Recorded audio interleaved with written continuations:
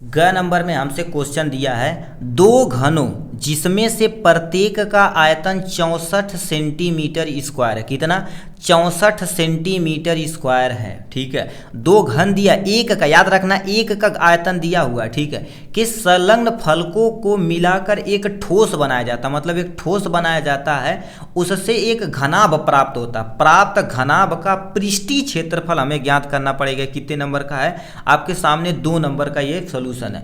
और ये देखा जाए तो यूपी बोर्ड के मॉडल पेपर में ये क्वेश्चन पूछा गया है। ठीक, वो भी देखा जाए तो देखिए यहाँ पर यूपी बोर्ड का जो पेपर जारी किया गया उसमें पूछा गया है।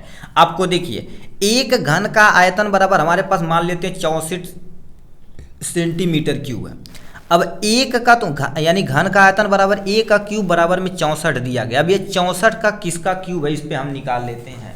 64 किसका क्यूब है, हम थोड़ा सा यहाँ पर क्या कर देते हैं, देखिए ये 64 है तो किससे भागेगा, 4 से ले जाते हैं। 4 यानी 16 चौक को 64, 4 से ले जाते हैं तो हमारे पास कितना हो जाएगा, 4 चौक का 16 यानी 4 आ जाएगा 1। मतलब ये देखा जाए तो 4 का हम क्यूब लिख सकते हैं, क्योंकि 4 चौक का 16 चौक को 64, ये तुम्हारे पास हो जाएगा a का क्यूब बराबर, इसको हम क्या लिख सकते हैं, a का क्यूब यानी 4 लिख सकते हैं।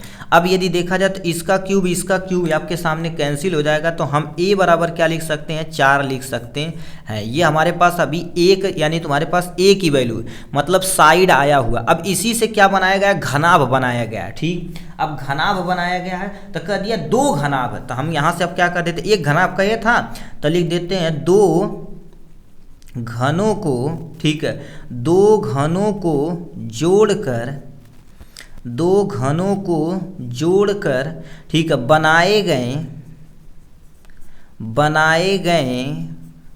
गए घनाभ की बीमा मतलब समझते हो कि उसकी साइड वगैरह तुम्हारे पास क्या क्या होगी। ठीक है, अब देखिए कोई भी यदि तुम्हारे पास घनाभ होता है, ठीक है, तो घनाभ में होता है उसकी लंबाई होती है और उसकी चौड़ाई यानी क्या होती है, यानी चौड़ाई होती है और उसकी क्या होती है, ऊंचाई होती है। अब बताइए ए की वैल्यू हम कितना लाए हैं, 4 लाए हैं। अब इसमें कह दिया है 2 घन है, तो 2 घन मतलब एक जो ये लंबाई को क्या करना पड़ेगा, 2 करना पड़ेगा। तो हम क्या कर देते हैं, 2 गुणे में हम क्या कर देते हैं, 4 कर देते हैं। और इन्हीं से मिलकर देखिए 2 घनाभ से मिलकर, 2 घनों से मिलकर एक घनाभ बनाया गया। तो b की वैल्यू कितना रखेंगे, 4 रखेंगे। h की वैल्यू हम कितना रखेंगे, 4 रखेंगे। तो l की वैल्यू हमारे पास टोटल कितना आ जाएगा, 4 दूना 8 आ जाएगा। अभी इसको ऐसे रहने देते हैं। अब हमसे क्या क्वेश्चन में पूछा है, ये घनाभ की साइड वगैरह पे लंबाई, चौड़ाई, ऊंचाई सब आ गई। अब घनाभ का पृष्ठीय क्षेत्रफल हमसे पूछा हुआ, तो फार्मूला लगा देते हैं आपके सामने।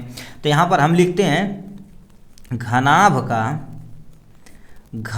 का पृष्ठीय क्षेत्रफल बराबर, ठीक है, पृष्ठीय क्षेत्रफल, ठीक है, ये तुम्हारे क्या लिख दिए, उल्टा लिख दिए, क्षेत्रफल बराबर क्या होता है, आप ध्यान से सुनिए, 2 होता है यल इंटू में b प्लस में b इंटू में h प्लस में h इंटू में हमारे पास क्या होता है, यल होता है। ये आपके सामने क्या हो गया, प्यारा सा फार्मूला। अब इसी पे वैल्यू रखिए, बराबर में 2 कर देते हैं, यल की जगह कितना रखेंगे, 8 गुणे में b की वैल्यू तुम्हारे पास 4 हो जाएगा, प्लस में कर देते हैं। ठीक है, 8 लिखना था, यल की वैल्यू 8 है जी, ये तरीके ही गड़बड़ा देगा तो दिक्कत हो जाएगी। ठीक, अब b की वैल्यू तुम्हारे पास कितना आ जाएगी, 4 आ जाएगा। ठीक है, तो हम 4 गुणे में h की वैल्यू तुम्हारे पास आ जाएगी, हमारे पास 4 आ जाएगा। ठीक, अब प्लस में देखा जाए तो यल यानी h की वैल्यू कितना दे रखा, 4 दे रखा, तो कहीं h लिख रहे हैं जी, 4 हो जाएगा।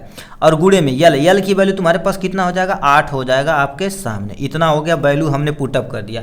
अब वैल्यू पुटअप कर दिया, अब ये देखा जाए तो अब सिंपल सा मैथ हो गया। कहेंगे सर मैथ हो पढ़ा रहे हैं तो मैथ कैसे होगा, नहीं, अब ये तो बच्चा कर सकता। 2 8 चौक 32 प्लस में 4 चौक का 16 प्लस में 8 चौक 32 हो जाएगा आपके सामने। ठीक है, बराबर में 2 गुणे में, अब इसको तुम जोड़ो, 32 कितना हो जाएगा, 2 6 8 हो जाएगा, 8 2 10 मतलब हम 0 लिख सकते हैं। अब हमारे पास हाथ में आई 1, 3 3 6 1 7 हाथ में आई 1, तुम्हारे पास क्या हो जाएगा, 80 हो जाएगा। तो हमारे पास टोटल देखा जाए तो 8 दूना 16 मतलब 16 तुम्हारे पास क्या हो जाएगा, 0 कर देते हैं। क्षेत्रफल है तो क्षेत्रफल का आयतन क्या होता है, सेंटीमीटर स्क्वायर होता है। ये आपके सामने आ जाएगा, 160 सेंटीमीटर स्क्वायर आ जाएगा। इसी तरह से आपको क्या करना पड़ेगा, सॉल्व करना पड़ेगा। यहाँ से आप स्क्रीनशॉट ले सकते हैं। ये तो देखा जाए तो पहले का ग नंबर का ये क्वेश्चन था, ठीक है। इस तरह से हमारा ये सॉल्यूशन हो गया है। चलिए नेक्स्ट क्वेश्चन पे चलते हैं मेरे भाई।